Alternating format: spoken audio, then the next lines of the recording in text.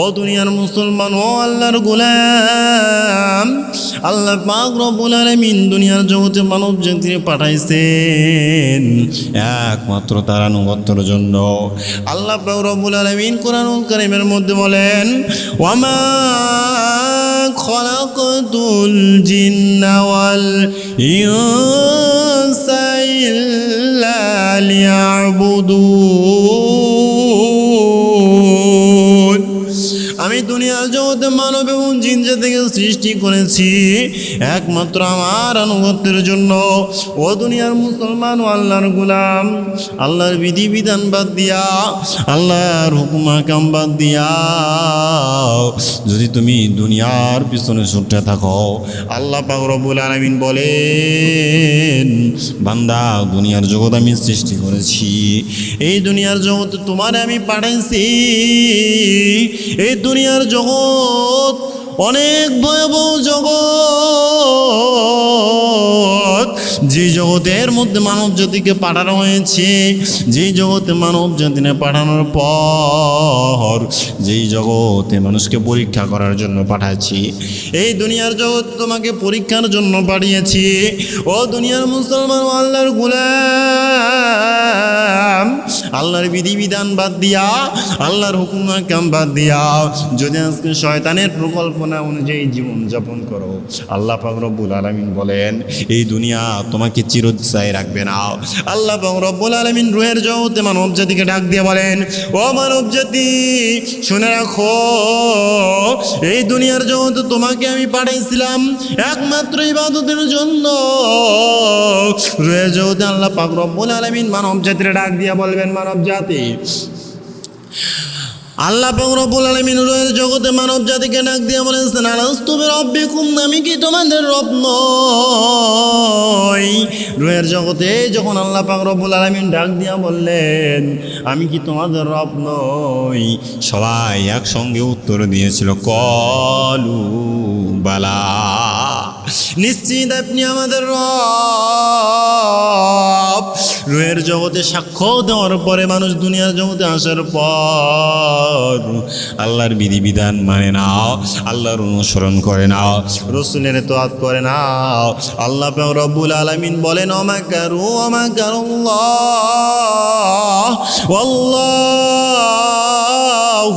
খায়রুল মাকিরিন।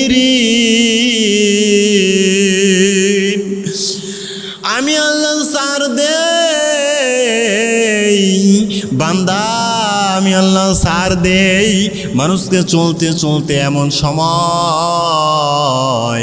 মানুষ এমন সময় পাপ করতে করতে যখন মানুষের পাপের ভাগই শেষ হয়ে যায়, যখন মানুষের দেওয়ালে পিঠ থেকে যায়, তখন আমি আল্লাহ তাদেরকে একবারেই পাকড়াও করি। মানুষ সেই দিন কিয়ামতের দিন ডাক দেয়া বলবে, ও আল্লাহ আমাদেরকে আবার দুনিয়ার জগতে পাঠান, আমরা দুনিয়ার জগতে গিয়ে আবার আপনার হুকুম হাকাম মানব, আমরা দুনিয়াতে গিয়ে আপনার মসজিদের ভিতরে একবার ঢুকলে আর বের হব না। আল্লাহর ইতাআত, আপনার ইতাআত করব, রাসূলের ইতাআত করব, আপনার কথা অনুযায়ী চলব, রাসূলের কথা অনুযায়ী চলব, রাসূলের সুন্নতকে জীবনের মধ্যে পরিধান করব, রাসূলের সুন্নত অনুযায়ী সারা জীবন কাটিয়ে দেব, আলেম ওলামাদের হুকুম হাকাম মেনে চলব, আলেম ওলামা যেভাবে বলবে সেইভাবে আমরা চলার চেষ্টা করব। এই কথা বলার পর আল্লাহ বলতেছে, ও দুনিয়াবাসী, আর কোনো সুযোগ হবে না, আর কোনো সুযোগ হবে না, হবে না। ফেরেশতাদেরকে ডাক দিয়ে বলবেন, ফেরেশতা ছেড়ে ধরো, এই বেঈমানকে ধরো, দুনিয়ার মধ্যে সে আমার হুকুম হাকাম মানে নাই, আমার হুকুম হাকাম অনুযায়ী চলে নাই, আমার হুকুম হাকাম অনুযায়ী জীবন যাপন করে নাই, এই বেঈমানকে ধর, এই বেঈমানকে ধরে জাহান্নামের মধ্যে ফেলাই দে, এই বেঈমানকে ধরে জাহান্নামের মধ্যে ফেলাই দে। কোনো কথা আল্লাহ শুনবেন না। ও দুনিয়াবাসী, ও আল্লাহর গোলাম, আল্লাহ পাক রব্বুল আলামিন সেই দিন মানব জাতিরে ডাক দিয়ে বলবেন, তোমার উপরে নাজিলকৃত আয়াত নাজিল করা হয়েছিল। আল্লাহ পাক রব্বুল আলামিন সেই দিন প্রশান্ত আত্মাদেরকে ডাক দিয়ে বলবেন, ইয়া আইয়াতুহান নাফসুল মুতমাইন্না, ও মুতমাইন্না আত্মা, ও প্রশান্ত আত্মা, ও প্রশান্ত আত্মা, তোমাদেরকে ডাক দিয়ে বলা হয়েছে, ইরজি ইলা রাব্বিকি রাদিয়াতাম মারদিয়া, ফিরে আসো রবের দিকে, ফিরে আসো, রবের অনুসরণ করো, রবের তোয়াত করো, রসুলের তোয়াত করো, জীবনকে রসুলের অনুযায়ী জীবনযাপন করো, রসুলের তরিকা অনুযায়ী জীবনকে পরিচালনা করো। আল্লাহ পাক রব্বুল আলামিন ডাক দিয়ে বলেন, ও বান্দা, ফাদখুলি ফি ইবাদি ওয়াদখুলি জান্নাতি, জান্নাতের দরজার মধ্যে লেখা থাকবে, জান্নাতের দরজার মধ্যে লেখা থাকবে, ফাদখুলি ফি ইবাদি ওয়াদখুলি জান্নাতি, যারা এই দুনিয়ার মধ্যে হুকুম আহকাম অনুযায়ী চলছে, যারা এই দুনিয়ার মধ্যে ইবাদত করেছে, তাদের বদৌলতে আজকে জান্নাতের মধ্যে তারা ঢুকবে। ও দুনিয়াবাসী, আল্লাহর হুকুম আহকাম বাদ দিয়া রসুলের তোয়াত যদি না করো, আল্লাহর হুকুম আহকাম যদি না করো, দুনিয়ার মধ্যে যতটুকু সময় বাঁচবা এতটুকু সময় আল্লাহ পাক রব্বুল আলামিন তোমাকে সুযোগ দিবেন। কিন্তু মৃত্যু যখন শুরু হয়ে যাবে, মৃত্যু যখন অন্তিম কাল ডাক দিয়ে দিবে, আজরাইল যখন করা নাড়বে, যখন ডাক দিয়ে বলবে, ও বান্দা, আর সুযোগ দেওয়া যাবে না, আর সুযোগ দেওয়া যাবে না, তুমি এখন আল্লাহর দরবারে চলে যাবে। যদি আমল করে আসতে পারো তাহলে তো তুমি চিরস্থায়ী জান্নাতের মধ্যে, চিরসুখী জান্নাতের মধ্যে ঢুকে যাবে। যদি ফলাফল খারাপ হয়ে যায় তাহলে তুমি জাহান্নামের মধ্যে চলে যাবে রে বান্দা। ও দুনিয়ার মুসলমান, দুনিয়া ক্ষণিকের সময়ের জন্য, এই ক্ষণিকের সময়ের জন্য আইসা তুমি আর বিলম্ব করিও না। কিয়ামতের দিন আল্লাহ পাক রব্বুল আলামিন এই সময়ের হিসাব চাইবেন, মানব জাতিরে ডাক দিয়ে বলবেন, মানব জাতি, এই সময়ের কসম করে তোমাদেরকে বলা হয়েছিল, ওয়াল আসর ইন্নাল ইনসানা লাফি খুসর ইল্লাল্লাযীনা আমানু ওয়া আমিলুস সালিহাতি ওয়া তাওয়াসাউ বিল হক ওয়া তাওয়াসাউ বিস সাবর। সেই দিন কিয়ামতের দিন আল্লাহ মানুষকে জানিয়ে দিবেন, মানুষ সময়কে কোন কাজে ব্যয় করেছ, হিসাব দাও, সময়কে কোন কাজে ব্যয় করেছ। আজকে আমরা দুনিয়ার কাজে ব্যয় করতেছি, আল্লাহর কথা বাদ দিয়া হালালকে হালাল মানে না কইরা, হারামকে হারাম মনে না কইরা যে কোনো পদ্ধতিতে ইনকাম করতেছি, এর হিসাব কিয়ামতের দিন আমাদেরকে দিতে হবে। আজরাইল যখন আমাদেরকে ডাক দিবেন, আজরাইল ডাক দেওয়ার পর বান্দা বান্দিকে যখন আল্লাহ আজরাইল যখন ডাক দিয়ে দিবে, কবরের উদ্দেশ্যে রওনা দিবে, দেখবে ওই রুটা তাকিয়ে দেখবে তার সম্পদ পড়ে আছে, তার সন্তানাদি পড়ে আছে, তার পরিবারের প্রিয়তমা স্ত্রী এক রাত তার রাখবে না, তার সন্তানাদি আর তার রাখবে না, ঘরের বাইরে বের করে দিবে। ও দুনিয়ার মুসলমান, জানো কি এই দুনিয়া হইতেছে স্বার্থপরের জায়গা, যেই জায়গাতে মানুষ স্বার্থ ছাড়া আর কিছু খোঁজে না।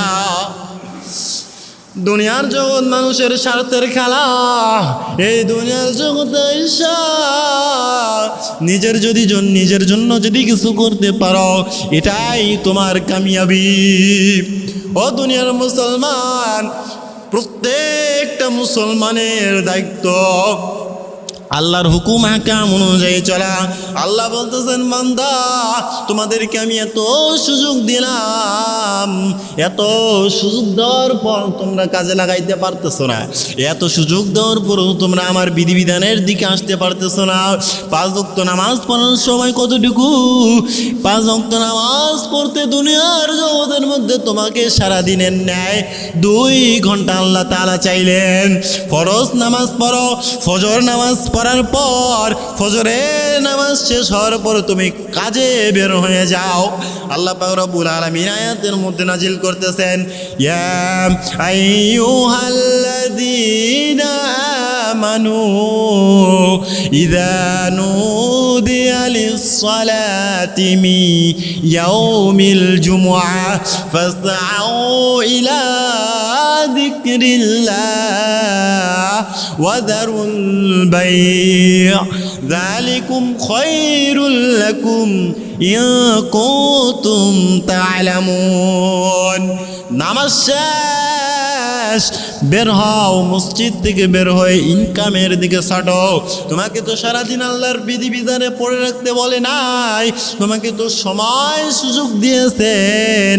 আল্লাহ পাক রব্বুল আলামিন বলেন বান্দা অল্প সময় তোমাকে আমি দিলাম, এই ফজর নামাজ পড়ে বের হয়ে পড়ো, জোহরের আযান যখন দিয়ে দিবে আবার তোমার কর্মব্যস্ততাকে পিছনে রেখে নামাজে শরীক হয়ে আমার হুকুম হাকাম অনুযায়ী চলো। ও দুনিয়ার মুসলমান, আল্লাহ তো তোমার কাছ থেকে সেরকমভাবে সময় চাই নাই, অল্প অল্প করে সময় চেয়েছে। আল্লাহ পাক রব্বুল আলামিন বলতেছেন জোহরের নামাজ শেষ, এখন তোমার যত কর্ম তুমি কর্মে ব্যস্ত লিপ্ত হয়ে পড়ো। আবার যখন আসরের সময় হয়ে যাবে, আসরের ডাক দিয়ে দিবে, আসরের ফরজ 4 রাকাত নামাজ তুমি আদায় করো।